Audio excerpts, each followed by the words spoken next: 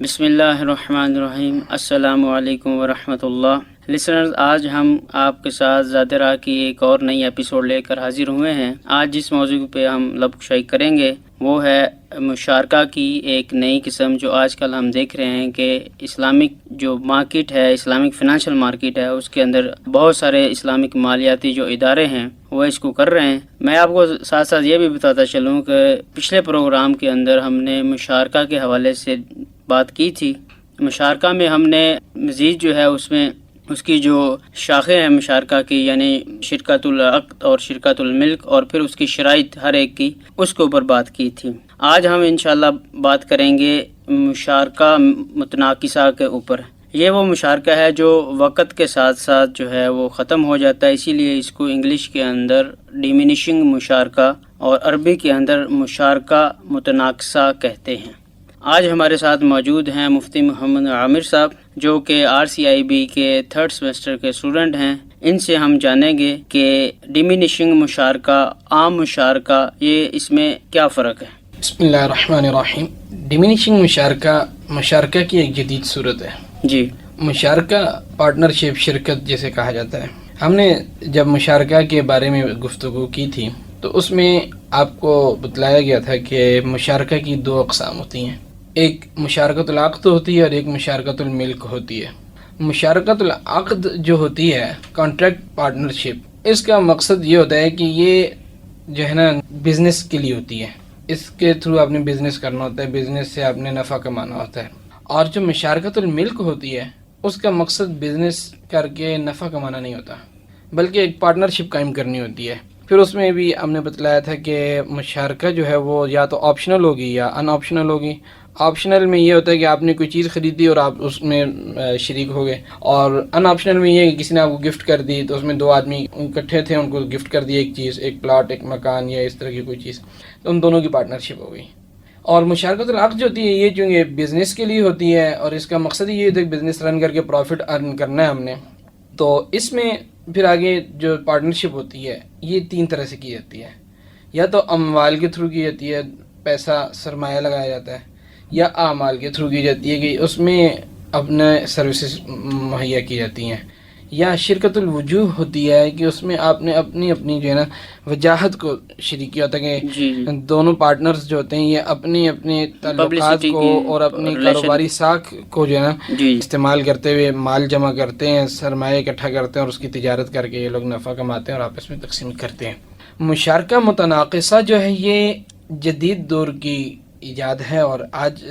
علماء کرام نے اس کو کی اجازت دی ہے۔ آج کل کے دور کے جو وسیع معاشی پس منظر ہے، اس میں جو شراکتی، جو پارٹنرشپ کے جو کاروبار ہوتے ہیں، ان کے عملی اطلاق پر غور کرتے ہوئے دی ہے۔ اس میں دراصل ہوتا یوں ہے کہ 2 فریق ہوتے ہیں، دونوں میں سے ایک فریق جو ہوتا ہے اس کے بھی پھر ارادہ یہی ہوتا ہے کہ یا تو بزنس رن کرنے کے لیے جو ہے یہ مشارکہ کر رہا ہوتا ہے، یا پھر اس کا اپنی ضرورت کو پوری کرنے کے لیے۔ تو پھر وہیں آ جائے گی بات کہ شرکت العقد کے تحت ہو رہی ہوتی ہے یا پھر شرکت الملک کے تحت ہو رہی ہوتی ہے۔ تو مشارکہ متناقصہ میں جو ہوتا ہے، اس میں ہوتا یہ کہ دونوں میں سے ایک پارٹی آہستہ آہستہ جو ہے نا اپنا پیسہ، اپنا سرمایہ نکالتی رہتی ہے، تو اس کو ڈیمینشنگ مشارکہ کہا جاتا ہے۔ جی، تو یعنی اس کا مطلب یہ ہے کہ ایسا مشارکہ یعنی جس میں ایک پارٹی اپنا سرمایہ نکالتی رہتی ہے اور دوسرے کا حصہ بڑھتا جاتا ہے، اور وہ پرچیز کرتا جاتا ہے، اور ایک جو اپنا حصہ جو ہے وہ سیل کرتا جاتا ہے۔ بالکل۔ اور جب ان کی ٹرم ختم ہوتی ہے تو ایک مالک بن جاتا ہے اور ایک اس سے پارٹنرشپ سے آؤٹ ہو چکا ہوتا ہے۔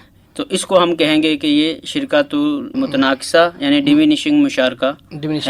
ہے، اور یہ ایک ہم جدید اسلامک فنانشل سسٹم کی ایک نئی مطلب کہہ لیں گے ایک ٹرمنالوجی ہے، ایک نیا اضافہ ہے، بالکل، اور جس کی علماء کرام نے اجازت دی ہے۔ جی ہاں۔ اچھا، مجھے یہ بتائیے کہ ڈیمینشنگ مشارکہ کے اندر کوئی اور عقود بھی پائے جاتے ہیں؟ ہاں جی، اس کا جو طریقہ کار ہوتا ہے اس میں 2 یا 3 طرح کے مزید معاہدے ہوتے ہیں۔ یہ ٹوٹل شرکت متناقصہ کے ساتھ یا تو ایک معاہدہ اور آتا ہے یا 2 معاہدے اور آ جاتے ہیں۔ اس میں اصل میں اس طرح ہوتا ہے کہ اس کا طریقہ کار یہ ہوتا ہے کہ پہلے پارٹنرشپ قائم ہوتی ہے آپس میں، اور ایک دوسرے کے شریک بن جاتے ہیں یہ۔ پھر چونکہ مقصد اس میں پھر وہی آ جاتا ہے کہ اب یہ پارٹنرشپ کا مقصد انہوں نے بزنس کے لیے کیا تھا یا بزنس کے لیے نہیں، مطلب اپنی ضرورت پوری کرنے کے لیے، تو شرکت متناقصہ دونوں نیتوں کے ساتھ، دونوں ارادوں کے ساتھ ہو سکتی ہے۔ اپنی ضرورت کے لیے بھی ہو تو اس کے بھی یہ ہے شرکت متناقصہ ہو سکتی ہے، اور اگر بزنس رن کرنا ہو تو اس کے لیے بھی یہ ہو سکتی ہے، لیکن تھوڑا سا دونوں میں فرق ہے۔ شرکت العقد کے تحت ہوگی تو بزنس کے لیے ہوگی، اور شرکت الملک کے تحت ہوگی تو اپنی ضرورت پوری کرنے کے لیے ہوگی۔ تو اس میں جو دونوں میں تھوڑا سا فرق ہے، اس میں ہم آپ کو پہلے شرکت العقد کے حوالے سے بات کرتے ہیں کہ اگر کسی نے بزنس رن کرنا ہو اور اس کے پاس پیسہ اتنا نہ ہو کہ وہ اس بزنس کو رن کر سکے، اس بزنس کو سٹارٹ کر سکے، تو وہ یہ سوچتا ہے کہ میں اگر کسی دوسرے سے پیسہ لے لوں اور اس کو آہستہ آہستہ واپس بھی کر دوں تاکہ اس بزنس کا میں مالک بن جاؤں، تو وہ شرکت العقد کے تحت آپس میں یہ پارٹنرشپ کرتے ہیں۔ اب اس میں ہوتا یہ ہے کہ اب چونکہ بزنس کے لیے کیا ہوتا ہے تو اس میں دو معاہدے ہوتے ہیں، ایک شرکت متناقصہ کا ہوتا ہے، مشارکہ متناقصہ کا، اور دوسرا سیل اینڈ پرچیز کا ہوتا ہے۔ لیکن ایک بات یاد رکھیے، اسلام کے یہ اصول ہے، یہ دستور ہے کہ جب دو معاہدے کیے جا رہے ہوں کسی بھی کانٹریکٹ میں، تو اگر دونوں معاہدے ایک دوسرے سے لازم ملزوم ہیں، ایک دوسرے کے ساتھ مشروط ہیں کہ اگر یہ معاہدہ پورا کرو گے یا یہ معاہدہ میرے ساتھ کرو گے تو یہ دوسرا معاہدہ میں کروں گا، جی، تو یہ غلط ہے، اسلام نے اس کی اجازت نہیں دی ہے۔ لیکن اگر دونوں انڈیپینڈنٹ ہو، دونوں آپ نے کیا ہے لیکن دونوں انڈیپینڈنٹ ہیں، دونوں آزاد ہیں، تو اس صورت میں پھر یہ اسلام نے اس بات کی اجازت دی ہے کہ آپ یہ دونوں معاہدے کر سکتے ہیں۔ اور شرکت متناقصہ میں یہی ہوتا ہے کہ جو ذیلی معاہدے ہوتے ہیں، جو ایک یا دو ذیلی معاہدے ہوتے ہیں، تو یہ ڈیپینڈنٹ نہیں ہوتے بلکہ انڈیپینڈنٹ ہوتے ہیں، آزاد ہوتے ہیں، تو اس لیے شرکت متناقصہ کی علماء نے اجازت دی ہے۔ اب اس میں ہوتا ہے، اس میں دو باتوں کا خیال رکھنا ہوگا ہمیں۔ ایک تو یہ کہ چونکہ یہ بزنس کے لیے ہو رہی ہوتی ہے، اس کا مقصد ہی یہی ہوتا ہے کہ بزنس رن کریں ہم، تو اس میں ہمیں یہ کرنا ہوگا کہ پروفٹ لاس کو ہم نے ابتدا ہی میں سے طے کر لینا ہوگا۔ بزنس شروع کرنے سے پہلے ہی ہم نے اس تناسب کو طے کرنا ہوگا کہ ہمارا کتنا پروفٹ ہوگا، کتنا اس میں ہمیں لاس ہوگا، کتنی مطلب میری ایکویٹی ہوگی۔ ہر زمانے کی چونکہ ایکویٹی تبدیل ہوتی جائے گی، ہر زمانے کی کا جو تناسب ہے وہ تبدیل ہوتا جائے گا، کیونکہ ایک پارٹنر اس کو خریدتا بھی جائے گا ساتھ ساتھ۔ جی جی، تو جب وہ خریدتا جائے گا تو چونکہ دوسرے پارٹنر کی ملکیت جو ہے اس کا حصہ کم ہوتا جائے گا، تو وہ نفع بھی اپنے حصے کے حساب سے لے گا، اپنا نقصان بھی جو ہے نا اپنے سرمایہ کے حساب سے وہ برداشت کرے گا۔ یہ نہیں کہ اگر دونوں نے پہلے 50% کے تناسب سے بزنس شروع کیا، پھر شرکت متناقصہ قائم کی، شرکت متناقصہ میں اس نے اس کے دوسرے پارٹنر کے حصے کو خریدنا شروع کر دیا، تو اب اس کے جو ہے نا حصے خریدتا جا رہا ہے اور اس کی یونٹس کم ہوتے جا رہے ہیں، اس کی پرسنٹیج کم ہوتی جا رہی ہے۔ مثلا ابھی 50 سے 60 پہ ہو گیا، وہ 50 سے 40 پر چلا گیا، تو اب اس میں جو ہوگا، جو نفع ہوگا، یہ نہیں پہلے ہی طے کرنا ہوگا کہ ہمارا 50 سے 60% کا ہوگا تو اتنا نفع مجھے ملے گا 60 والے کو، اتنا نفع میں 40 والے کو ملے گا، جب 40 سے کم ہوگا تو اتنا نفع اس سے اور کم ملے گا، تو یہ پہلے ہی سے طے کرنا ہوگا۔ اسی طرح نقصانی صورت میں اب یہ ہے کہ اس کا کل سرمایہ ہی 30% ہے، تو اب یہ نہیں کرے گا کہ وہ جو ہے نا نقصان جو ہے زیادہ برداشت کرے گا، بلکہ اپنے سرمایہ کے بقدر برداشت کرے گا۔ یہی مشارکہ کا اصول بھی ہے۔ اور دوسری بات یہ بھی کرنی ہوگی اس میں، جو ہمیں شرکت العقد میں ہمیں یہ دیکھنا ہوگا کہ اس میں جو پارٹنر جو ہوتا ہے، جو اپنا حصہ لے رہا ہوتا ہے، دوسرے سے اس کا حصہ لے رہا ہوتا ہے، تو یہ اس کا خریدے گا، اس کو کرایہ پے نہیں کرے گا، بلکہ اس سے یہ چیز وہ خریدے گا۔ لیکن ایک بات یاد رکھے گا کہ جب وہ اس کا حصہ، اس کی پارٹنرشپ خرید رہا ہوگا، تو یہ سودا اس وقت انہیں ابتدائی میں سے قیمت طے کرنی ہوگی کہ بھی میں اتنی قیمت پر تمہاری یہ پرسنٹیج پرچیز کروں گا۔ یا پھر اس میں یہ کر سکتے ہیں کہ اس سے مرحلہ وار خریدنے کا وعدہ تو کر سکتا ہے، مگر یہ سودا اس وقت کی بازاری قیمت پر یا دونوں کے مابین، مطلب اب یہ ہو سکتا ہے کہ جب یہ معاہدہ ہو رہا تھا تو دونوں جو اس وقت بازاری قیمت تھی، جو مارکیٹ ریٹ چل رہا تھا، اس پہ یہ خرید سکتا ہے اس سے، یا پھر جو دونوں کے درمیان میں جو طے ہو جائے۔ لیکن یہ نہیں ہو سکتا کہ وہ پہلے ہی سے جو ہے نا، مطلب لیکن دونوں کے درمیان طے کرنے کے لیے یہ ضروری ہوگا، مثلا آپ نے یونٹس بنا لی، ہوتا ہے یہ کہ اس میں جو بیچنے والا ہوتا ہے وہ اپنے یونٹس بنا لیتا ہے، مطلب 100 حصوں میں اپنے پارٹنرشپ کو، اپنے حصے کو وہ تقسیم کر دیتا ہے۔ اب اسے کہہ دیتے ہیں بھی ایک حصہ خریدو گے، 2 حصے خریدو گے، 3 حصے خریدو گے تو اتنے پیسے بنیں گے۔ تو یہ کہ جتنے حصے خریدتا جائے گا تو ہر حصے کی خریدتے وقت اس وقت قیمت اس کو طے کرے گا، یہ نہیں ابتدا ہی سے طے کر لے۔ یا پھر یہ کہ جو مارکیٹ ریٹ چل رہا ہوگا اس حساب سے اس کو وہ پرچیز کرے گا۔ تو اس میں 2 باتوں کا خیال رکھنا ہوگا، ایک تو یہ ہے کہ نفع کے جو تناسب ہے وہ پہلے سے طے کرنا ہوگا، اور دوسرا جو اس کو خیال رکھنا ہوگا یہ کہ جو مارکیٹ ویلیو میں اس کو پرچیز کرے گا یا آپس میں مذاکرات کر کے جو قیمت طے ہو جائے گی اس سے اس کے حصے کو پرچیز کرے گا۔ صحیح۔ اس کا مطلب یہ ہے کہ یہ عام جو ہم مشارکہ ہے اس سے یہ کافی مختلف ہے، اس سینس میں کہ اس میں پارٹنرشپ ایک کی جو ہے وہ پوری کی پوری ہو جاتی ہے اور ایک کی ایسا ایسا ختم ہوتی جاتی ہے، ایک کی بڑھتی جاتی ہے اور دوسرے کی کم ہوتی جاتی ہے۔ متناقصہ جو ہے تھوڑی سی ٹیپیکل قسم کی، اس کو تفصیلاً سمجھنا چاہیے، اور جب بھی کوئی مشکل پیش آئے، بلکہ اس میں تو میرا مشورہ تو یہی ہے کہ جب بھی کوئی اس قسم کی پارٹنرشپ کرنے لگیں تو اس میں بہتر یہ ہے کہ اسلامک فائنانس کے جو ایکسپرٹس ہوتے ہیں ان سے رائے لی جائے، ان سے مشورہ لیا جائے کہ جی میں یہ پارٹنرشپ کر رہا ہوں، ان کو صورتحال بتائی جائے، کنڈیشن بتائی جائے تو کیا یہ میری لیے صورت درست ہے کہ نہیں ہے۔ تو اگر کوئی لوگ ایسے جو اس حوالے سے کام کرنا چاہتے ہیں اور وہ چاہتے ہیں کہ ہم اسلامکلی ساری فنانسنگ کریں، تو وہ ایسے لوگوں کو کہاں تلاش کریں تاکہ وہ ان تک پہنچ حاصل کر سکیں، ان سے ایکسپینین لے سکیں، اپنی رائے لے سکیں اور پھر اس کے مطابق وہ جا کے کر سکیں؟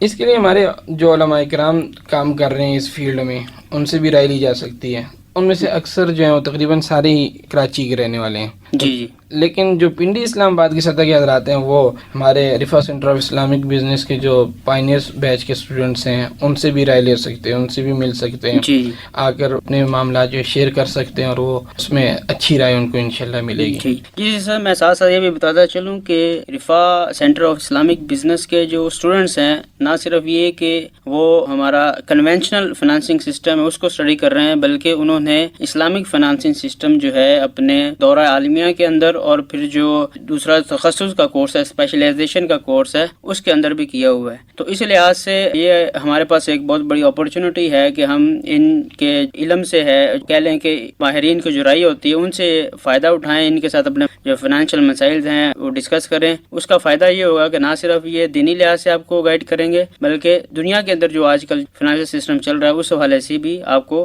گائیڈ کریں گے۔ تو ان سے جو ہے بڑی آسانی کے ساتھ Rafah centre of Islamic business 274 Peshawar road پہ جو ہے ان سے رابطہ کیا جا سکتا ہے، تاکہ یہ آپ کو پوری کی پوری جو ہے کہ سسٹم جو ہے وہ ڈیزائن کر کے دے سکتے ہیں۔ اس کے حوالے سے بھی میں آپ کو بتاتا چلوں کہ رفا سینٹر آف اسلامک بزنس کے اسٹوڈنٹس نہ صرف مارکیٹ کے اندر اس وقت کام کر رہے ہیں، بلکہ وہ بہت ساری پروڈکٹس کی ڈیزائننگ کے اندر بھی حصہ لے رہے ہیں۔ تو اس حوالے سے ان کے پاس جو ہے وسیع نالج ہے، ان کے جو رائے ہیں وہ الحمدللہ اسلامکلی بھی اور کنونشنلی بھی وہ بہت ساؤنڈ ہیں اور ان سے بہت کچھ ہم لے سکتے ہیں۔ تو اس ماشاءاللہ ہمارا یونیک پروگرام ہے جو اس وقت مطلب اس نام سے اسلامک بزنس اینڈ فائنانس کے حوالے سے تو کہیں نہیں ہو رہا۔ جی اسلامک بینکنگ ملتی ہے، اسلامک فائنانس میں ملتی ہے اسلامک بینکنگ اینڈ فائنانس، لیکن banking is a sector of business, business route ہے، جڑ ہے۔ جی تو الحمدللہ ہمارے اس ادارے میں 6 اور ایکسپرٹ ٹیچرز بھی ہیں، اور جو اسٹوڈنٹس ہیں وہ بھی آپ نے جیسا بتایا کہ دینی مدارس کے طلب بھی ہیں، اور ان میں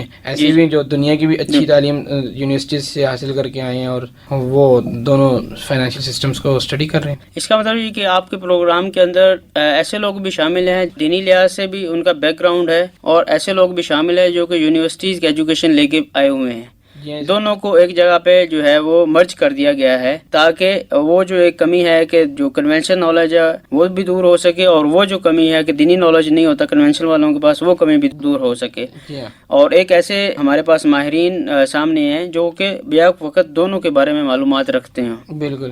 ہم نے اس ادارے کے قیام کا مقصد بھی یہی تھا کہ ایسے افراد کو تیار کرنا جو مارکیٹ میں جائیں تو ان کے پاس دونوں سسٹمز کا علم ہونا چاہیے، تاکہ مکمل مسلمان کے روپ میں وہ سامنے آ سکیں۔ جی کیونکہ ہمیں اسلام چونکہ ایک پورا ہمیں نمونہ حیات دیتا ہے، زندگی گزارنے کا طریقہ دیتا ہے، تو ہمارے جو اکابرین ہیں، ہمارے جو تبع تابعین، وہ بھی بہت بڑے بزنس مین تھے اپنے وقت کے لحاظ سے۔ 50,000 درہم جو ہے پر ڈے کے حساب سے وہ کاروبار کرتے تھے۔ تو پھر اس کی جو ہے عام طور پر لوگ یہ سمجھتے ہیں کہ اسلامی جو ہمارا ضابطہ حیات ہے وہ ہمیں بزنس کے حوالے سے گائیڈ نہیں کرتا۔ ایسی بات نہیں ہے، اسلام چونکہ پورا ضابطہ حیات ہے اور زندگی کے تمام پہلوؤں کو نہ صرف یہ ایک ایڈریس کرتا ہے، بلکہ ان کے صحیح طریقے سے، جس میں لڑائی جھگڑا نہ ہو، جس میں قوت اور بھائی چارہ جو ہے لوگوں کے اندر عام ہو، اور لوگ جو ہیں اپنے معاش جو ہے وہ صحیح طریقے سے حاصل کر سکیں، اس کے بارے میں مکمل رہنمائی، طریقہ کار اور ہمیں ماڈل ملتا ہے۔ تو ہم آتے ہیں دوبارہ اپنے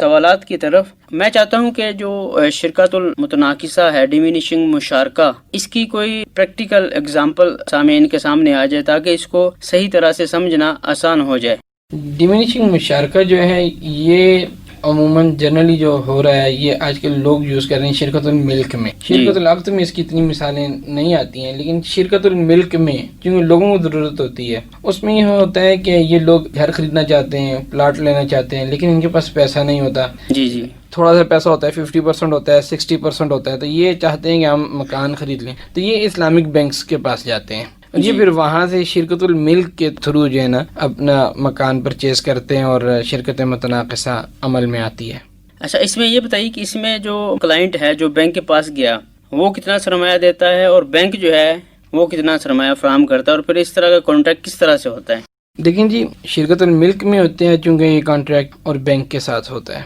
اس میں بینکس جو ہیں یہ عموماً ہر آدمی کی کنڈیشن دیکھتے ہیں کہ یہ آدمی اپنا بزنس رن کر رہا ہے یا گورنمنٹ جاب کر رہا ہے یا کسی پرائیویٹ سیکٹر میں جاب کر رہا ہے, اس کی انکم کتنی ہے, انکم کو چیک کیا جاتا ہے. اس کے علاوہ اس کے پاس ریزرو میں کتنا روپیہ پیسہ ہے, کتنی زمین جائیداد رکھی ہوئی ہے. پھر اس حساب سے یہ اس کے ساتھ پھر اس کی ایج کو بھی دیکھا جاتا ہے کہ اس کی ایج کتنی ہے, بوڑھا ہے یا جوان ہے, بالکل ریٹائرمنٹ کے قریب ہے یا ابھی نئی نوکری شروع کی ہے یا درمیان میں ابھی.